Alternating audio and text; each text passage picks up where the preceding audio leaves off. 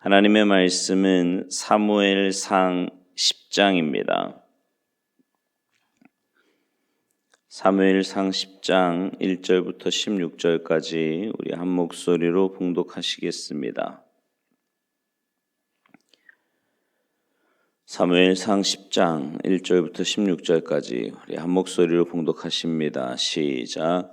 이에 사무엘이 기름병을 가져다가 사울의 머리에 붓고 입맞춤에 이르되 여호와께서 내게 기름을 부으사 그의 기업의 지도자로 삼지 아니하셨느냐.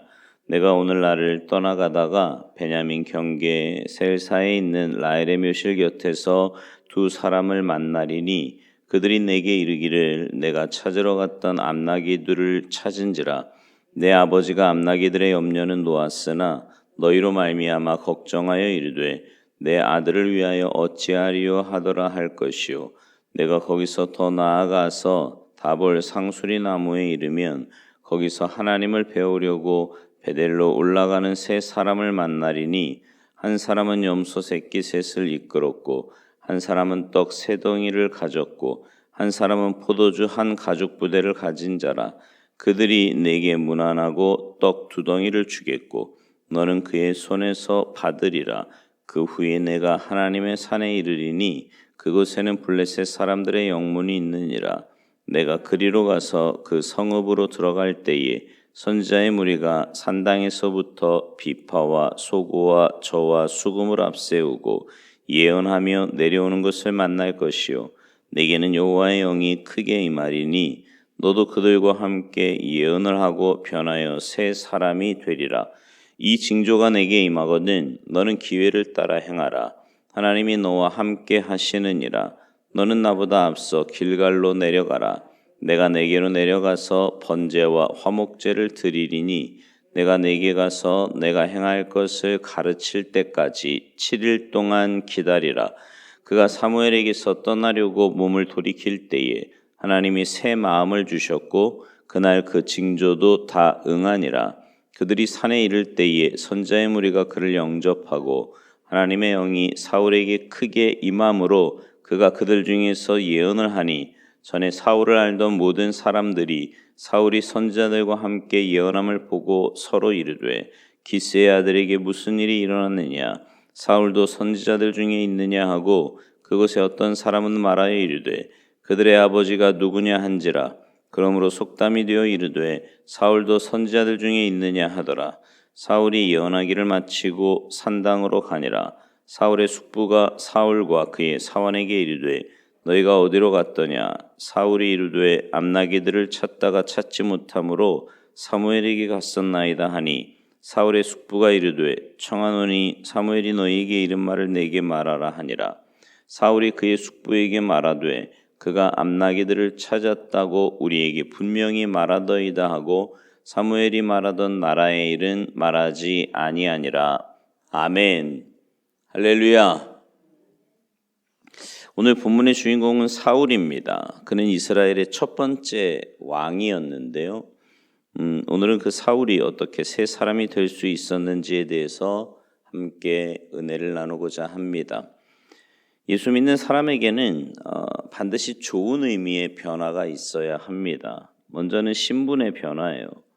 우리는 본래 하나님의 자녀이기 전에 죄의 종이었고 본질상 진노의 자식이었고 죄를 짓는 자로 마귀에게 속한 자들이었습니다. 근데 하나님이 우리를 모태로부터 선택을 하시고 이 세상에 태어난 후에 사람들의 전도를 통해 또 여러 가지 방법을 통해 우리를 불러내십니다. 그러면 하나님께서 그때 자기의 영을 주시는데 성령님이 우리 안에 거하시는 거지요. 하나님의 영을 받아야 보이지 않는 하나님이 보이는 하나님처럼 믿어지는 거예요. 그 성령님의 감동으로만 하나님을 확실히 믿게 되는 거지요. 결국 하나님의 자녀가 되는 건데 하나님께로부터 영을 받았기 때문입니다. 이렇게 되면 과거에 우리가 지녔던 신분에서 변화가 일어나 하늘의 시민이 되고 하나님의 자녀가 되는 겁니다. 얼마나 복된 일이에요. 이것을 거듭남이라고 하기도 하고요. 성령으로 중생함이라고 말하기도 합니다. 이런 변화는 성령님으로만 이루어진다는 사실을 우리는 명심해야 돼요. 또 하나는 상태의 변화인데요.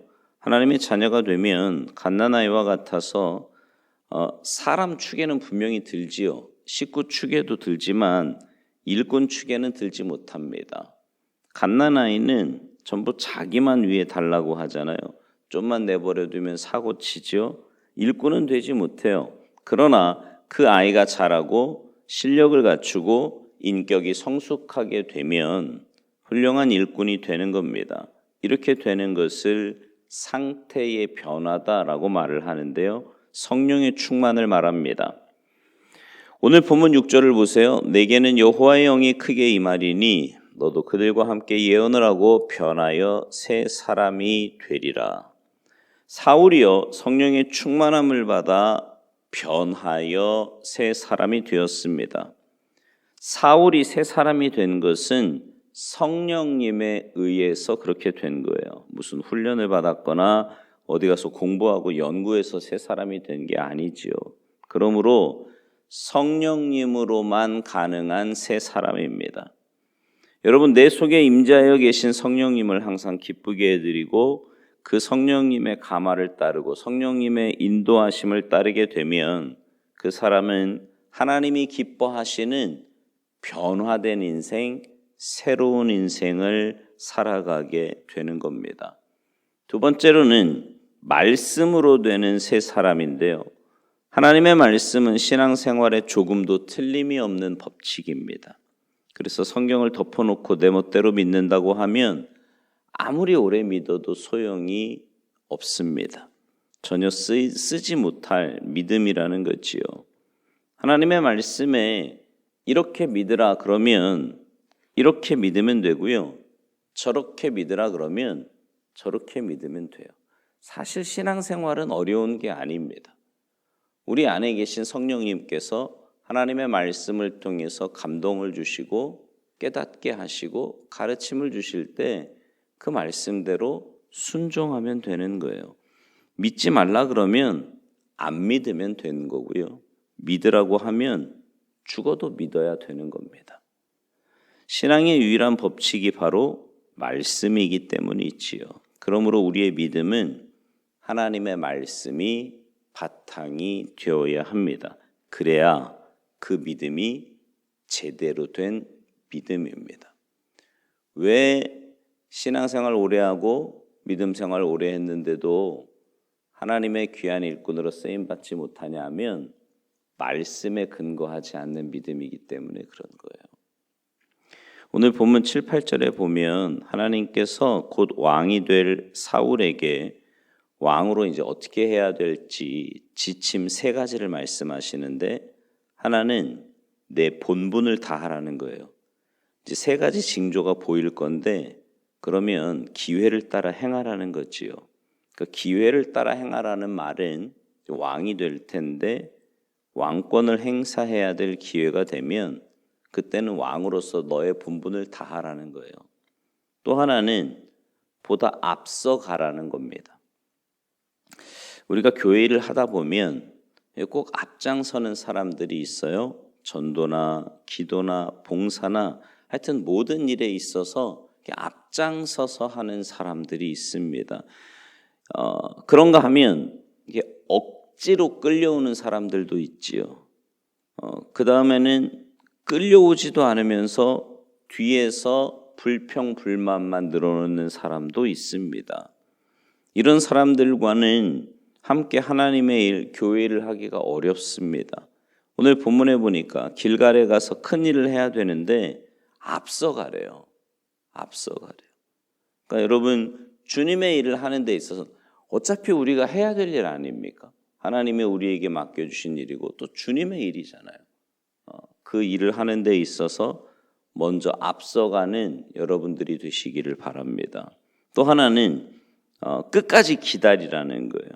그곳에 가면 번제를 드리고 화목제를 드린 후에 내가 왕이 된 다음에 해야 할 모든 일을 다 가르쳐 주겠으니 그때까지 7일을 기다리라. 끝까지 기다리라는 거지요.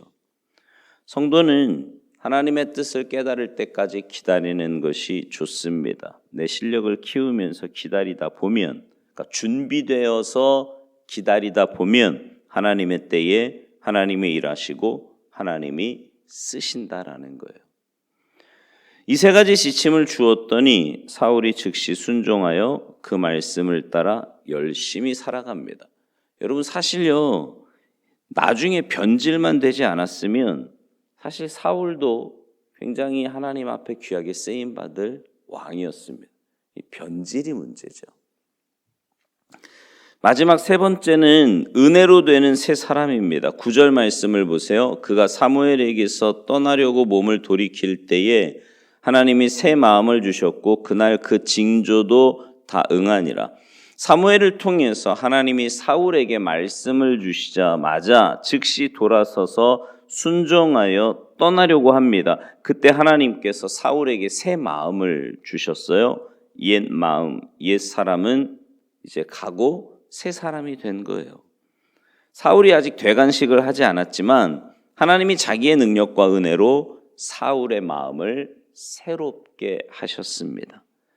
마음이 새로우니까 생각이 새롭고요. 생각이 새로우니까 계획이 새롭고 계획이 새로우니까 모든 생활이 새로워지는 겁니다. 전적인 하나님의 은혜예요. 여러분들도 하나님의 은혜로 여러분의 신앙이, 여러분의 생활과 가정이, 여러분의 마음이 이처럼 새로워지기를 간절히 바랍니다.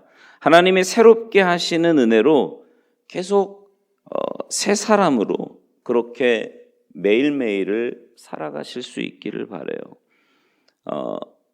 오늘 말씀에 세 가지를 이야기했는데 성령으로 새 사람이 되고 말씀으로 새 사람이 되고 은혜로 새 사람이 됩니다. 바라기는 여러분 모두가 성령 충만하고 말씀으로 충만하고 은혜로 충만하여서 날마다 새 사람으로 새로운 피조물로 살아가시고 그런 여러분의 삶을 통해 하나님의 놀라운 은혜와 역사가 나타나게 되기를 주님의 이름으로 축원합니다. 이 시간 함께 기도하시겠습니다. 하나님 감사합니다.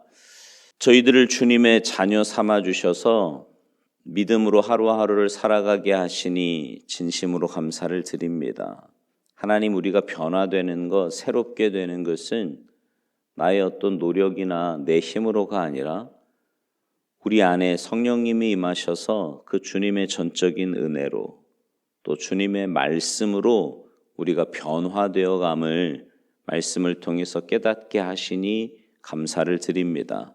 날마다 주님 앞에 나올 때마다 하나님의 말씀을 우리의 마음에 새기게 하시고 내 모든 생각과 고집과 감정과 경험은 그 주님의 말씀 앞에 복종하며 순종하여서 날마다 변화되어가는 새 사람이 되게 하시고 그런 변화된 우리를 통해 하나님이 쓰시고자 하실 때 주님의 귀한 일꾼으로 쓰임받는 복된 인생들 다 되도록 은혜 내리어 주시옵소서. 오늘 한날의 삶을 주님께 온전히 의탁하옵고 감사드리며 예수님의 이름으로 축복하며 기도하옵나이다. 아멘.